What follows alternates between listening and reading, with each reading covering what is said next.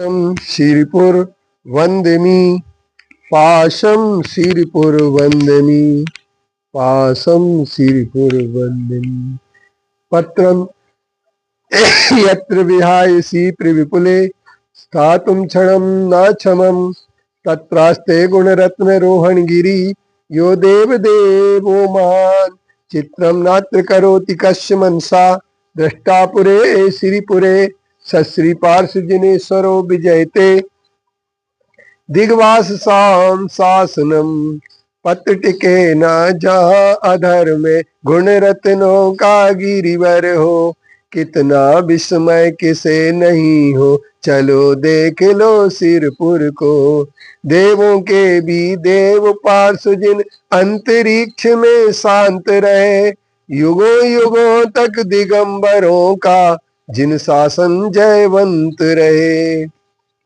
अब हम अमर भये न मरेंगे।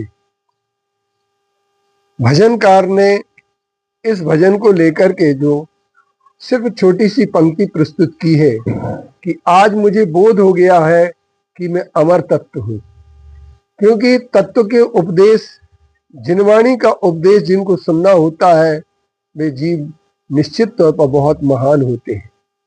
जिनवाणी का उपदेश वे ही सुनते हैं जो भव्य जीव होते हैं।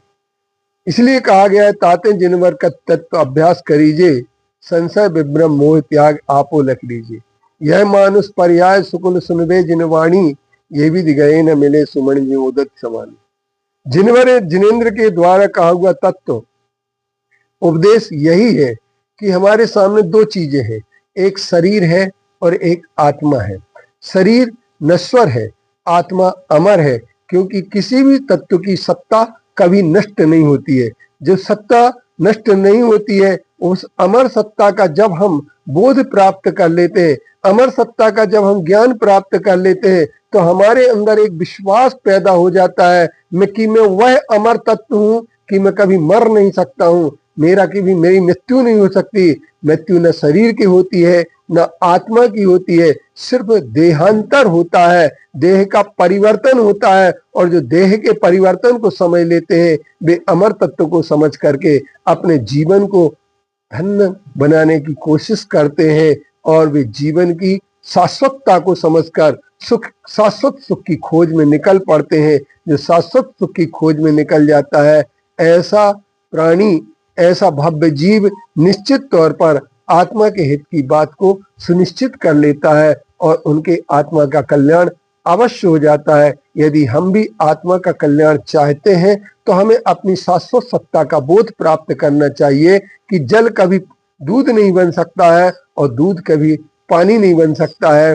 पानी और दूध दोनों एक साथ रहते हुए भी अलग अलग ही रहते हैं। ठीक इसी प्रकार से जहां हमारा शरीर का संबंध नहीं है वहां हमारा कोई हो नहीं सकता है। यह जब अमर तत्व की बोध हो जाता है मेरी कभी मृत्यु नहीं हो सकती है।